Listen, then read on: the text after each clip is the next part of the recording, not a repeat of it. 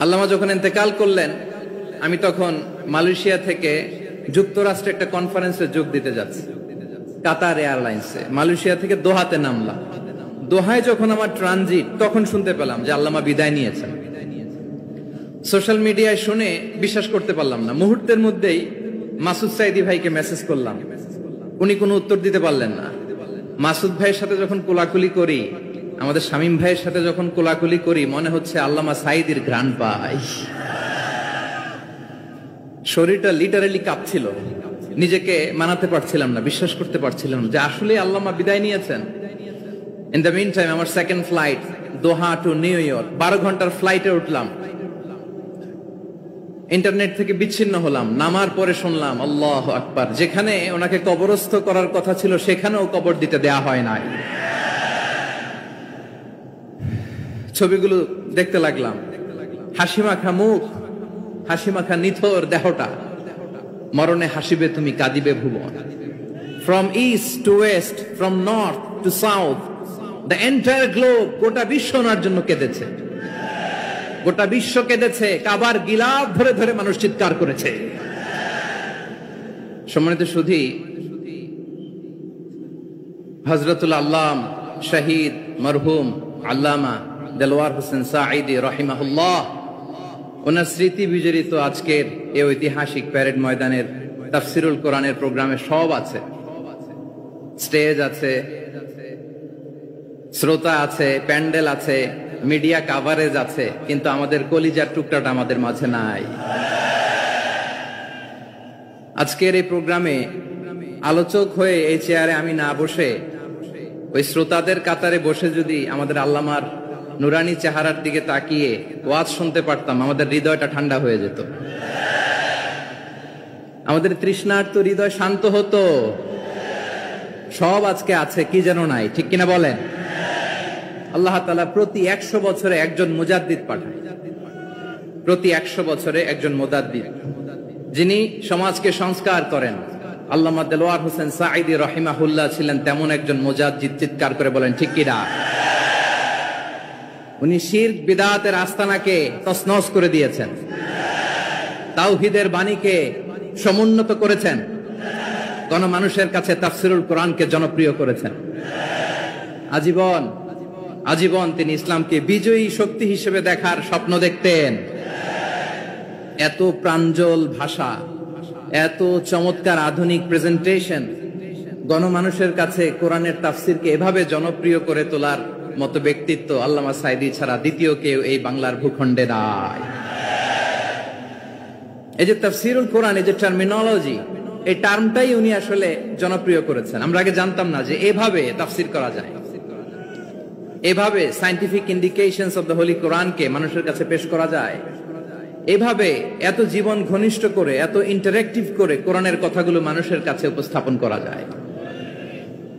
উনি অন্যায়ের বিরুদ্ধে সবসময় সোচ্চার ছিলেন, প্রতিবাদী কণ্ঠস্বর ছিলেন।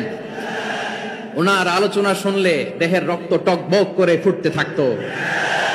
আল্লাহু আকবার, আল্লাহু আকবার, আল্লাহু আকবার। He was a strong mouthpiece of Islamic revivalism. Islamic জাগরণের স্ট্রং মাউথপিস ছিলেন আল্লামা সাঈদী রাহিমাহুল্লাহ। অনেক দোয়া পেয়েছেন, আমরা পড়েছি, এমন জীবন তুমি করিবে গঠন, মরণে হাসিবে তুমি কাঁদিবে ভুবন। গোটা বিশ্বকে তিনি কাঁদিয়েছেন। আল্লামা যখন ইন্তেকাল করলেন, আমি তখন মালয়েশিয়া থেকে যুক্তরাষ্ট্রে একটা কনফারেন্সে যোগ দিতে যাচ্ছি, কাতার এয়ারলাইন্সে। মালয়েশিয়া থেকে দোহাতে নামলাম। দোহায় যখন আমার ট্রানজিট, তখন শুনতে পেলাম যে আল্লামা বিদায় নিয়েছেন। সোশ্যাল মিডিয়ায় শুনে বিশ্বাস করতে পারলাম না। মুহূর্তের মধ্যেই মাসুদ সাইদি ভাইকে মেসেজ করলাম, উনি কোনো উত্তর দিতে পারলেন না। মাসুদ ভাইয়ের সাথে যখন কোলাকুলি করি, আমাদের শামীম ভাইয়ের সাথে যখন কোলাকুলি করি, মনে হচ্ছে আল্লামা সাইদির ঘ্রাণ পাই। শরীরটা লিটারালি কাঁপছিল, নিজেকে মানাতে পারছিলাম না, বিশ্বাস করতে পারছিলাম যে আসলে আল্লামা বিদায় নিয়েছেন। ইন দ্য মিন টাইম আমার সেকেন্ড ফ্লাইট দোহা টু নিউ ইয়র্ক, 12 ঘন্টার ফ্লাইটে উঠলাম। ইন্টারনেট থেকে বিচ্ছিন্ন হলাম। নামার পরে শুনলাম আল্লাহু আকবার, যেখানে ওনাকে কবরস্থ করার কথা ছিল সেখানেও কবর দিতে দেয়া হয় নাই। ছবিগুলো দেখতে লাগলাম। হাসি মাখা মুখ, হাসি মাখা নিথর দেহটা, মরণে হাসিবে তুমি কাঁদিবে ভুবন। From east to west, from north to south, the entire globe, গোটা বিশ্ব ওনার জন্য কেঁদেছে, গোটা বিশ্ব কেঁদেছে। কাবার গিলাফ ধরে ধরে মানুষ চিৎকার করেছে। এর চেয়ে শ্রেষ্ঠ মৃত্যুকার হতে পারে? আমাদের আল্লামার আর কি পাওয়ার ছিল বলেন? আর কি পাওয়ার ছিল? কুল্লু নাফসিন যায়িকাতুল মাউত, যারাই দুনিয়াতে আসবে তারা ইন্তেকাল করবে, এটা আমরা মেনে নেই, এটা আমরা জানি। কিন্তু অবাক করা বিষয় হচ্ছে আমরা আজও জানি না আমাদের আল্লামার মৃত্যু কি স্বাভাবিক হয়েছে নাকি এটা পরিকল্পিত মেডিকেল কিলিং ছিল। এটা যে পরিকল্পিত মেডিকেল কিলিং ছিল এটা ধারণা করার পেছনে অনেক কারণ আছে। তিনি আধিপত্যবাদের বিরুদ্ধে সোচ্চার ছিলেন, ফ্যাসিবাদের বিরুদ্ধে সোচ্চার ছিলেন, রাজনৈতিক প্রতিহিংসার শিকার ছিলেন। এজন্য এটা মেডিকেল কিলিং হতে পারে এ ধারণা আমরা করতেই পারি। আওয়াজ করে বলেন ঠিক কিনা? যে সময়টা আমরা কাটাচ্ছি এত সুন্দর সময় বাংলাদেশ আর পাবে না। আমাদের জন্মের পর থেকে এরকম চমৎকার সময় আমরা পাই নাই। এটাই আসল সময়। আমরা ইন্টারিম গভর্নমেন্টের কাছে দাবি জানাই, উচ্চতর তদন্ত কমিটি করে এটা কি হত্যাকাণ্ড ছিল নাকি স্বাভাবিক মৃত্যু ছিল, এই রিপোর্ট গণমানুষের কাছে প্রচার করে জানাতে হবে। এই দাবির সাথে কি সবাই আপনারা একমত? কারা কারা একমত হাত তুলে দেখান।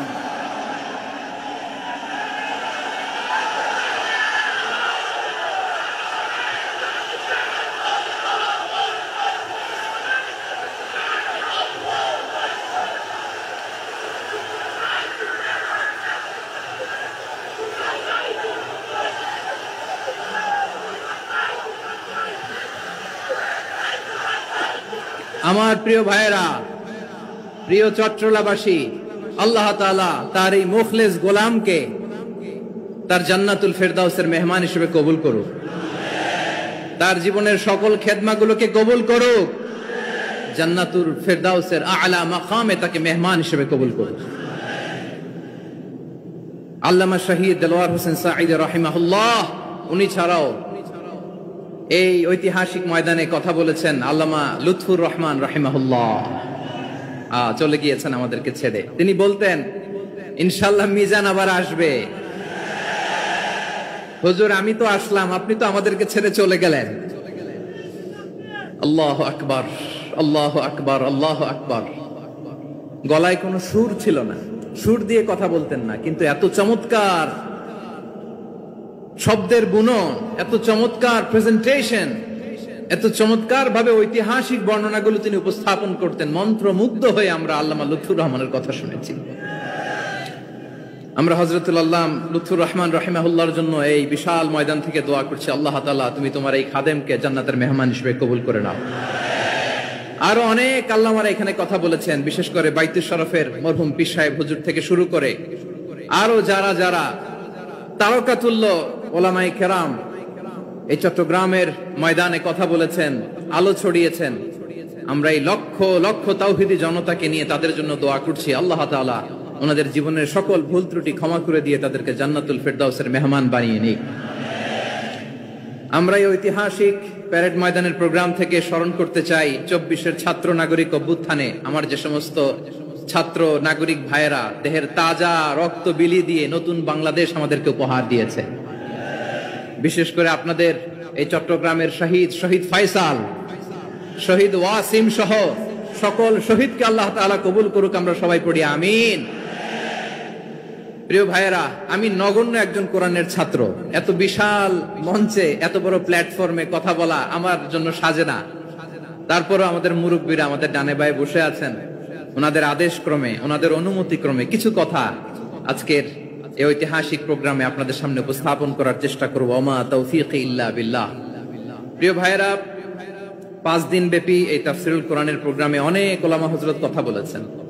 যারা কোরআন সুন্নাহ থেকে আমাদেরকে কোরআনের কথাগুলো শোনালেন, আমরা যেন সেগুলো আমল করতে পারি, আল্লাহ আমাদেরকে তৌফিক দান করুন।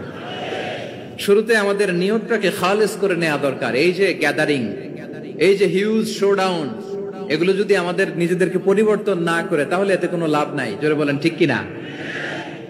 এই প্রোগ্রাম যদি আমাদের জীবনকে পরিবর্তন করে, আমাদের চিন্তার ডিএনএ কে চেঞ্জ করে দেয়, তাহলেই চট্টগ্রামের প্যারেড ময়দান সার্থক।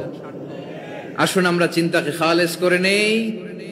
আমরা সবাই নিয়ত করি যে যতটুকু কথা আমরা কোরআনের আলোকে শুনবো, আমলের নিয়তে শুনবো।